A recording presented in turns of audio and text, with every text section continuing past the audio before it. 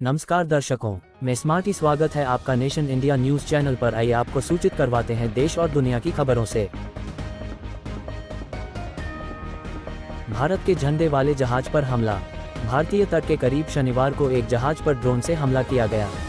Pentagon की report के मुताबिक ये हमला ईरान की ओर से किया गया है। गुजरात तट से 370 किलोमीटर की दूरी पर यह हमला हुआ। हमले के कारण जहाज पर आग लग गई, लेकिन उसे बुझा लिया गया। हादसे में कोई घायल नहीं हुआ है।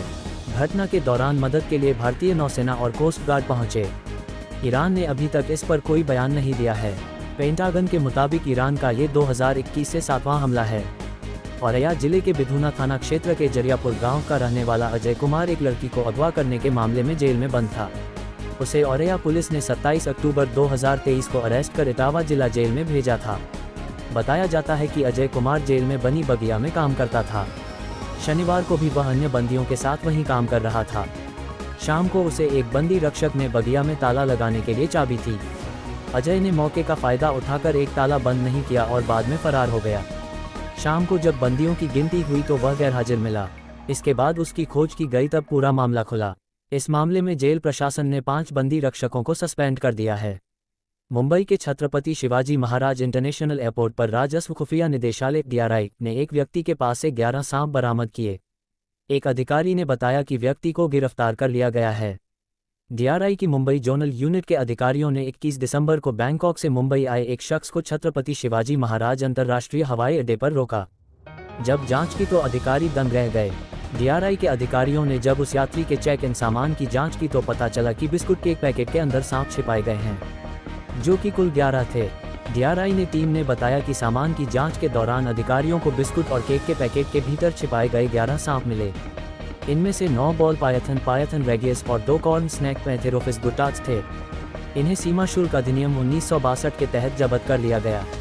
नवी मुंबई में वन्यजीव अपराध नियंत्रण ब्यूरो WCCB के पश्चिमी क्षेत्र के अधिकारियों ने बाद में सरीसृप प्रजातियों की पहचान की, जिन्हें कुछ लोग विदेशी पालतू जीव के रूप में पालते हैं। अधिकारी ने कहा कि सांप को लाने वाले व्यक्ति को गिरफ्तार कर लिया गया है। उन्होंने कहा कि बॉल पायथन और कॉर्न स्नैक स्वदेशी प्रजातियां नहीं हैं और उन्हें जीवों और वनस्पतियों की लुप्तप्राय प्रजातियों से संबंधित convention on international trade in endangered species of wild fauna and flora CITES और आयात नीति का उल्लंघन करके यहां लाया गया था। अधिकारी ने बताया कि WCCB के क्षेत्रीय उपनिदेशक ने सांपों को बैंकॉक वापस भेजने के लिए हिरासत सह निर्वासन आदेश जारी किया है। दाऊद इब्राहिम कुछ दिनों पहले पाकिस्तान में जहर दिए जाने की अफवाहों की वजह से सुर्खियों में था। हालांकि मुंबई पुलिस ने इन खबरों को फर्जी करार दिया था, लेकिन उसके खिलाफ जांच एजेंसियों की कार्रवाई बरकरार है। तस्कर और विदेशी मुद्रा हेरफेर अधिनियम SAFEM1 के तहत उसकी रत्नागिरी की कई संपत्तियों की 5 जनवरी को नीलामी की जाएगी। केंद्र सरकार के इस संबंध में अखबारों में विज्ञापन भी दिया गया है। नीलामी दोपहर 2 से 3:30 बजे होगी। कुछ साल पहले रत्नागिरी के खेड़ तालुका में बंगले और आम के बागों सहित कुल 4 संपत्तियों को जब्त कर लिया गया था। इन्हीं की अगले महीने नीलामी होगी। दाऊद की 11 संपत्तियों की पहली बार नीलामी साल 2000 में इनकम टैक्स विभाग की ओर से की गई थी, लेकिन तब नीलामी प्रक्रिया में कोई भी नहीं आया था। साल 2018 में नागपाड़ा में दाऊद का एक होटल, एक गेस्ट हाउस और एक बिल्डिंग को बेचा गया था। उसी दौरान दाऊद की बहन हसीना पाका भी दक्षिण मुंबई का फ्लैट जांच एजेंसी नीलाम करने में कामयाब रही थी। नागपाड़ा में 600 वर्ग फुट का डी कंपनी का एक फ्लैट अप्रैल 2019 में 1.80 करोड़ में नीलाम हुआ था। 2018 में SAFEM1 के अधिकारियों ने पाकमोडिया स्ट्रीट में दाऊद की संपत्ति की नीलामी की थी, जिसे एक ट्रस्ट ने 3.51 करोड़ में खरीदा था। दिसंबर 2020 में रत्नागिरी में दाऊद इब्राहिम के परिवार की 1.10 करोड़ कीमत की संपत्ति नीलाम की गई थी, जिसमें 2 प्लॉट और एक बंद पड़ा पेट्रोल पंप शामिल था। खेड़ तालुका के लोटे गांव में ये संपत्तियां दाऊद की बहन हसीना पाका के नाम पर रजिस्टर्ड थीं। हसीना की कई साल पहले मौत हो चुकी है।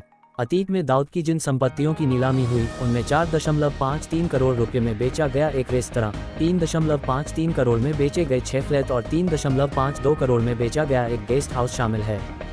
जिन लोगों ने दाऊद की अतीत में प्रॉपर्टी खरीदी, उनमें से कुछ को डी कंपनी की तरफ से धमकियां भी मिली थीं। घटना भोपा थाना क्षेत्र के जौली गाँव की है। यहाँ गुरुवार देर रात यहाँ के रहने वाले मोहम्मद इद्रीश टॉयलेट करने पास के ही खेत में गया था। इस दौरान अज्ञात लोगों ने इद्रीश के 65 साल की पत्नी जुबैदा की धारदार हथियार से निर्मम हत्या कर दी। बताया जा रहा है कि इस दौरान पति टॉयलेट से आ गया था, मगर घटना के समय डर के मारे छुपकर पूरा नज़ारा देखा रहा। मृतक का बेटा कासिम ने बताया कि उनके पड़ोस में ही रहने वाले उनके चचेरे भाई नाजिम, यूसुफ, यूनुस, नूर मोहम्मद और जान मोहम्मद ने जमीन विवाद के चलते इस घटना को अंजाम दिया है।